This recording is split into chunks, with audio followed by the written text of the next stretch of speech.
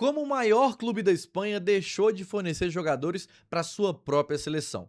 Sejam muito bem-vindos ao canal do Por Fora das Quatro Linhas. Meu nome é Pedro Reis, sou jornalista e comentarista esportivo e hoje estamos aqui para falar de Copa do Mundo, para falar da Espanha que anunciou os seus convocados para o Mundial sem nenhum jogador do Real Madrid. E eu quero trazer para vocês aqui que esse problema, digamos assim, de não ter nenhum madridista na seleção da Espanha, talvez seja muito mais cultural do que propriamente pelo momento ruim que vem vivendo o time os merengues, né? Então, vem aqui que a gente vai debater sobre esse assunto. E antes de trazer o contexto de futebol, um mau momento que o Real Madrid vem vivendo, todas as crises que a equipe sofreu nos últimos 2 anos, onde não conseguiu títulos de grande expressão, eu quero trazer primeiro um debate histórico, que é sobre o Barcelona ser uma equipe que representa a Catalunha, o Real Madrid ser uma equipe que representa a Espanha, por mais que não faça como o Barcelona, né? O Barcelona faz questão de ser o maior símbolo da Catalunha em volta de todo o planeta Terra.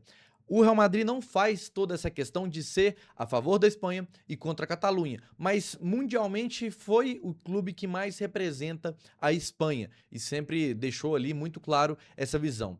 Porém, a seleção da Espanha, a era moderna dela, quem mudou foi o Barcelona. Se a gente pega historicamente, talvez o maior ciclo no futebol moderno de uma grande seleção, que foi a Espanha, que ganhou a Euro de 2008, é campeã do mundo em 2010 e depois ganha a Euro de 2012, ela era formada por jogadores do Barcelona. A gente ainda vai aprofundar nesse contexto, mas isso é algo muito relevante. Ou seja, o maior símbolo da Catalunha é quem formou o futebol moderno da Espanha. O maior sucesso que a Espanha teve no século XX, XXI, foi trazido pelo Barcelona por jogadores que representavam fortemente uma outra região, que é a Catalunha, e por todos os conflitos que a gente já viu, já debateu em outras oportunidades, toda essa repressão muito forte que teve, mesmo existindo essa tensão política entre Catalunha e Espanha,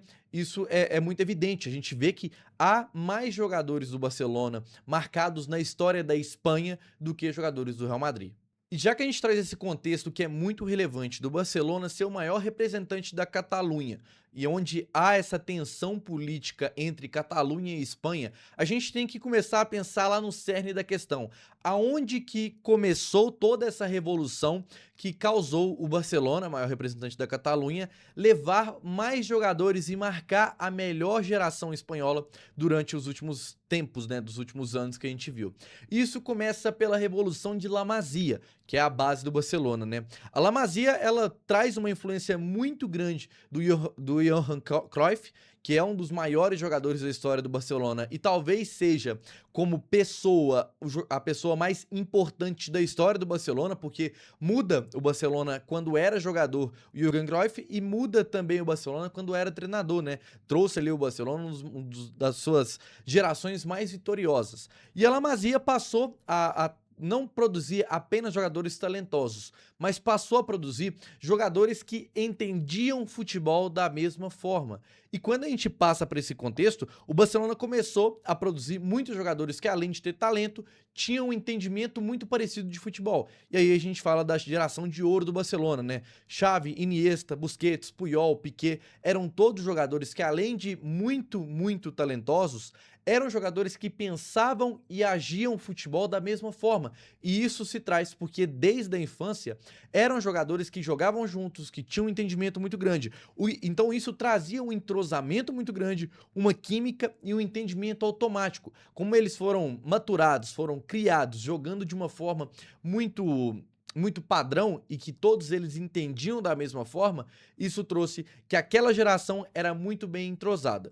E toda essa maturação que passou a base do Barcelona acabou chegando na principal geração da Espanha, que é de 2010. E a Espanha de 2010, campeã do mundo, é basicamente o Barcelona de Pep Guardiola, porque herdou, primeiro, os conceitos táticos e técnicos que o principal time naquele espaço de tempo tinha, que era o Barcelona de Pep Guardiola, o tic-tac, pressão pós-perda, longas posses de bola, controle de jogo com a posse de bola. A Espanha herdou isso e a partir de que tinha seus principais jogadores atuando na principal equipe naquele recorte de tempo, com o principal modelo de jogo que funcionava e que mudou talvez historicamente o futebol, que foi aquele Barcelona de Pep Guardiola, e hoje a gente pega qualquer time da Série C do futebol, eles vão querer tocar um tanto de passe para poder construir jogo, porque viu isso acontecer com o Barcelona. A Espanha, ela não precisava criar um modelo de jogo, ela herdou um modelo que já funcionava muito bem, e a partir daí gera que, para mim, seja a maior vantagem, que foi um entrosamento natural e automático entre os seus principais jogadores. O maior problema que seleções normalmente enfrentam, isso a gente pode pegar tanto um período pré-Copa, quanto um ciclo de Copa do Mundo, que é você pegar jogadores, você vai lá, convoca os seus atletas que estão normalmente inseridos em contexto completamente opostos e completamente diferentes do que talvez aquele treinador quer produzir. Você pega esses jogadores, traz eles para jogarem juntos, e a partir daí o maior problema que os treinadores enfrentam é você criar um entrosamento. A Espanha não precisava disso, porque já tinha os seus principais jogadores atuando semanalmente no Barcelona, treinando, e esse entendimento que eu falei lá atrás de La Masia, eles já eram internamente ligados nesses jogadores. E você traz eles e faz pequenas mudanças. Aí a gente pode até falar de jogadores do Real Madrid. O Casillas, por exemplo, é um goleiro muito relevante para a história da Espanha, fazia parte desse ciclo de Real Madrid. O Sérgio Ramos, por exemplo, também veio. E o Barcelona era o cerne daquele time. Puyol, Piqué, Xavi, Busquets, Pedro, vários jogadores estavam diretamente ligados a isso. Isso gerou uma vantagem muito grande na Espanha, e aí, para mim, traz o maior ciclo de uma seleção no futebol moderno, que é a Espanha, né? Que é campeã da Euro em 2008, é campeã do mundo em 2010 e é campeã da Euro novamente em 2012, fazendo um triplete ali que é tão representativo para a seleção da Espanha. E enquanto a gente comenta sobre o Barcelona ter esse contexto de estrutura muito bem definido, dos jogadores da base subirem para o profissional, todos com o mesmo entendimento de futebol, o Real Madrid, em contraste, sendo o outro grande time, maior time da Espanha, eles trabalham de uma forma completamente diferente. E aí entra o que se tornou muito forte nos anos 2000, desde a chegada do Florentino Pérez, e que acontece até os dias de hoje, que é a política dos galácticos, em trazer os maiores e melhores jogadores em todo o planeta para atuar no Real Madrid. E normalmente o Real Madrid, ele nem costuma ser uma equipe que paga muito caro em jogadores, que gasta rio de dinheiros com salários, porque o Real Madrid entende que ele tem expressão o bastante para trazer esses jogadores apenas com o seu nome. Então, o entendimento do Real Madrid é que ele não precisa formar jogadores se ele tem capacidade financeira e de expressão de trazer os maiores e melhores jogadores para o seu time. E isso trouxe, de fato, um sucesso incontestável do Real Madrid nos anos 2000. Se a gente pega de 2010 a 2020, é um absurdo o domínio que o Real Madrid teve em toda a Europa, campeão em sequência de vários Champions Leagues, que é o maior campeão, que é o maior título que um time pode ganhar na Europa, e tudo isso trouxe esse contexto que a equipe teve um sucesso muito grande. Cristiano Ronaldo, Benzema, Modric, Kroos, Mbappé, Vinícius Júnior, são todos jogadores que não são formados no Real Madrid, mas que entendem também o que o Real Madrid quer fazer, porém, se todo esse contexto para o Real Madrid foi algo positivo, para a seleção não foi, porque o Real Madrid não produz jogador. E a La Fábrica, como é chamado a base do Real Madrid, ela produz muitos jogadores. Porém, dificilmente o Real Madrid consegue reaproveitar. E aí acaba entrando no contexto de outros jogadores. Por exemplo, o Nico Paz era um jogador que fazia parte da base do Real Madrid, não foi utilizado, foi vendido para o Como, agora retorna. Ou seja, esse contexto fez com que o Real Madrid perdesse a ligação estrutural com a seleção da Espanha. E se a gente pega o contexto também dos ídolos, dos principais jogadores que atuaram entre as duas equipes, Barcelona e Real Madrid, a gente vê no contexto do Barcelona muitos jogadores que estão parcialmente ligados à Espanha de uma forma histórica, mas com uma grande presença e entendimento sobre o que é a Catalunha, o entendimento catalão, que hoje para o Barcelona, por tudo que representa, é de extrema importância, e uma continuidade de vários jogadores que são formados na base do Barcelona, eles caminham sentido a equipe principal do Barcelona. Em último caso, a gente vê, por exemplo, o Dro nessa temporada, né? Um jogador que é formado nas categorias de base do Barcelona, que já tinha um plano de carreira formado dentro do clube, que optou por sair para ir para o Paris Saint-Germain, onde ele entendia que talvez tivesse uma outra visão, mas que era um jogador que iria caminhando dentro desse plano de carreira para, em algum momento, fazer parte do elenco principal do Barcelona.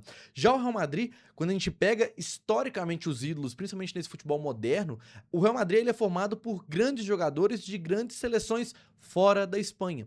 Então, é um elenco que virou uma marca global e que, de fato, virou quase que uma seleção dos melhores do mundo, mas que não depende tanto mais dos jogadores espanhóis. Isso é questão de lógica. Se o Real Madrid tem um entendimento que, se há jogador pronto no mercado, a gente compra, eles também entendem que não precisa maturar jogador e dificilmente vai acontecer e vai vender, vai emprestar esses jogadores que são formados na La Fábrica. E por isso, historicamente, a gente viu o Barcelona que construiu uma identidade coletiva, enquanto o Real Madrid construiu um império global. E aí a gente para pensar como que o futebol é interessante, né? O Barcelona ele tem os seus melhores anos na virada ali dos anos 2000 para 2010, né, onde a gente tem a passagem do Ronaldinho, a chegada do Pepe Guardiola, e depois disso o Real Madrid ele passa para suas eras mais vitoriosas dentro do futebol, né, que é entre 2015 a 2020, e nessa época o Barcelona ele despenca por uma crise financeira e o Real Madrid se mantém uma equipe muito sólida, voltando a ganhar títulos. Porém, de 2 anos para cá, a gente vê uma crise recente acontecendo no Real Madrid, e eu acho que muito se passa pela saída do Toni Kroos. Era um jogador que tinha um entendimento muito grande do que era o Real Madrid de um contexto geral. Além da parte de campo também era um jogador que era muito importante, um ritmista, alguém que dava pausa para um jogo do Real Madrid, que em alguns momentos era muito rápido.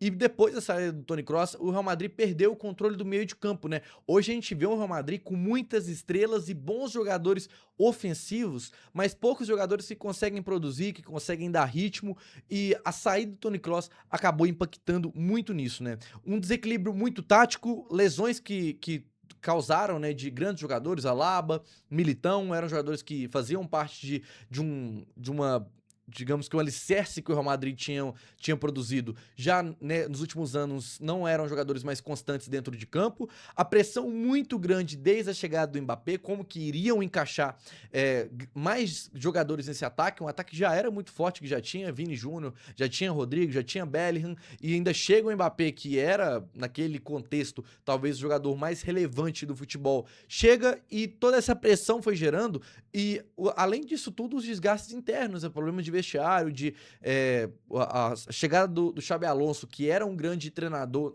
é um grande treinador, porque a gente vai ver esse novo trabalho que ele vai ter pela frente, mas que naquele momento chegava como um treinador muito bom, só que, porém, um Real Madrid que talvez não tinha, que tinha muito talento individual, mas que perdeu essa organização tática. E aí, eu acho que a gente pode entrar em outros contextos, que é um futebol, um time que ficou muito mais caótico, e que hoje, talvez, essa contratação do José Mourinho claramente é porque é uma equipe que precisa mais de comando do que um treinador que quer colocar suas ideias. E quando fez isso, trazendo o Xabi Alonso, que era um treinador muito promissor, para o Real Madrid, o contexto que se tinha naquele momento, a ideia que se tinha, é que iria ser o casamento perfeito. Um treinador que tem muito entendimento tático, com jogadores que são muito bons individualmente. Porém, não foi isso que a gente viu. A gente viu uma desconexão de jogadores que queriam fazer o que queriam dentro de campo, de um treinador que queria impor suas ideias. E aí, pelo que a gente viu, o Florentino Pérez preferiu ficar do lado dos seus jogadores. E aí, hoje traz o José Mourinho para comandar essa equipe, muito mais porque é um homem de vestiário do que um cara de sentar os jogadores lá e passar um puta treino para eles poderem jogarem, porque entendeu que o contexto do Real Madrid talvez não seja taticamente, mas sim individualmente. E já num contexto completamente diferente, o Barcelona, que já tinha passado por essa crise financeira que foi ocasionada por erros de contratações, necessidade com gastos abusivos da diretoria que estava no comando do time, o Barcelona, ele para se reconstruir, ele teve que voltar para suas raízes. E aí voltou a utilizar a base. O Barcelona, que passou muito tempo sem revelar grandes jogadores, o Barcelona voltou a olhar para sua base de La Masia e começar a produzir esses jogadores. E além disso, trouxe um treinador que tinha uma ideia de jogo muito próximo do que o Barcelona queria. E aí eu vou separar um contexto aqui só para falar do Hans Flick, que eu acho que vai novamente mudar o contexto da Espanha nessa geração de Copa do Mundo. E aí surge mais uma grande geração da Espanha que tem muito potencial, que pra mim, se não ganhar essa Copa, vai ganhar uma hora ou outra se seguir evoluindo. Que vem com Lamine Yamal, com Gavi, com Pedri, com Barsi, todos jogadores que, como eu comentei lá, de Xavi, de Iniesta, de Puyol, de Piqué, eram jogadores que entenderam o contexto desde muito jovens, vão subindo degraus, até participar da equipe principal, e hoje são os principais jogadores do Barcelona e fazem parte de uma lista dos maiores jogadores do planeta. E agora falando sobre o Hans Flick, é que eu acho que cada vez mais vai ficar notório e vão conseguir perceber cada vez mais com o decorrer dos anos a forma que o Hans Flick mudou de algum jeito a seleção da Espanha nessa geração. Porque quando o Hans Flick chega ao Barcelona, ele traz intensidade, pressão alta, competitividade, tudo modernizando o Barcelona, coisa que o Barcelona tinha parado lá no Pep Guardiola, porque depois disso mesmo, com a saída do Pep, o Barcelona tem alguns anos de glória, né? Tem 2015 quando é campeão da Champions League, depois com a chegada do trio MSN cada vez mais se consolidando, mas era um time que tinha o mesmo padrão de jogo. Vamos tocar 1 milhão de passes, vamos controlar a posse, vamos entrar com a bola dentro do gol tocando, e aí sim a gente vai continuar. O Hans Flick, ele entendeu que precisava modernizar o Barcelona, mas modernizou sem perder a sua identidade como clube, identidade como jogadores, porque o Barcelona não deixou de ter jogadores técnicos, jogadores que são ritmistas, jogadores inteligentes, porque não passou a ter só cavalos que correm dentro de campo, como a ideia, né, de ter um jogador, ter um estilo de jogo com intensidade, com pressão, remete. Mesmo assim, o Hans Flick conseguiu unir um Barcelona hoje que tem técnica, que tem identidade com o que é Barcelona, e também um time muito competitivo. E tudo isso eu acho que vai trazer novamente esse contexto para a seleção. E agora que a gente colocou tudo sobre a mesa, o contexto histórico de Barcelona e Real Madrid, o contexto de como que monta suas equipes de Barcelona e Real Madrid, e também sobre o momento vivido das duas equipes, eu consigo fechar esse vídeo aqui afirmando que a Espanha prioriza modelo de jogo e entrosamento, e isso ela encontrou lá em 2008, 2010 e 2012, encontrou no Barcelona, não encontrou no Real Madrid. Novamente, ela encontra isso no Barcelona e não no Real Madrid. E mesmo assim, dessa vez a gente tem um agravante, é que o Real Madrid não tem nenhum representante espanhol defendendo a sua seleção. E por isso que eu entendo que o Barcelona acabou formando novamente essa espinha dorsal e o Real Madrid não teve nenhum representante. E agora a gente vai entrando nessa reta final do vídeo, onde eu já consegui terminar o meu raciocínio por que o Real Madrid não teve nenhum representante na Copa do Mundo. Eu quero só deixar uma coisa bem clara, esse vídeo aqui, ele não é para elogiar o Barcelona e criticar o Real Madrid, porque eu tenho certeza, se você virar para um torcedor do Real Madrid e perguntar se para ele importa ou não ter um jogador do Real Madrid como uma figura central na seleção da Espanha, provavelmente, ainda mais pensando que o Real Madrid é a maior marca global do mundo e tem muitos torcedores que nem estão morando na Espanha, dificilmente alguém vai se incomodar sobre isso. Porém, eu acho que é um debate muito interessante, que é falar sobre identidade de futebol. E que aí a gente chega nesse contexto final aqui, que o Real Madrid não está errado em entender que o seu intuito é contratar jogadores prontos, que é formar os melhores dentro do seu elenco. Isso não é um problema e não tem nada de errado nisso. Mas que, porém, o agravante é que se o Real Madrid, a intenção dele é representar cada vez mais a Espanha, nesse cenário ele não vai conseguir representar. E o Barcelona, por um outro lado, traz esse fator aí irônico, que é a maior figura contra a Espanha, porque é a favor da Catalunha, né? Isso é uma coisa muito clara no Barcelona. O Camp Nou é o único lugar na Espanha onde se pode falar catalão, onde que se toca o hino da Catalunha, onde se leva a bandeira da Catalunha. O Barcelona, mesmo tendo toda essa representatividade para uma outra região, o Barcelona cada vez mais representa o sucesso regional da Espanha dentro da sua seleção. Então é isso, amigos. Espero que vocês tenham gostado, tenham entendido todos os pontos que a gente debateu aqui. Não é sobre um time tá certo e outro time tá errado, mas é que, de fato, o Real Madrid acabou deixando essa marca aí que em 2026 não tem nenhum representante na sua seleção nacional e por isso eu achei muito interessante a gente debater, ligar esse contexto histórico, né, sobre a representatividade do Real Madrid para a Espanha e a representatividade do Barcelona para a Catalunha, e que mesmo tendo essa pressão política, acaba que os dois se entrelaçam e vira toda essa bagunça aí que a gente tentou destrinchar aqui durante o vídeo. Então eu espero que vocês tenham gostado, like no vídeo, se inscreva aqui no canal do Por Fora das Quatro Linhas e comenta aqui o que você acha que poderia ter acontecido na convocação ali, né? A gente teve jogadores muito importantes ficando de fora, acho que o Haaland é um bom zagueiro que poderia sim ter sido selecionado. O Carreiras eu gosto muito, acho um bom lateral, mas que dessa vez acabou ficando fora aí. Então, like no vídeo, deixa aqui nos comentários a sua opinião. Até mais!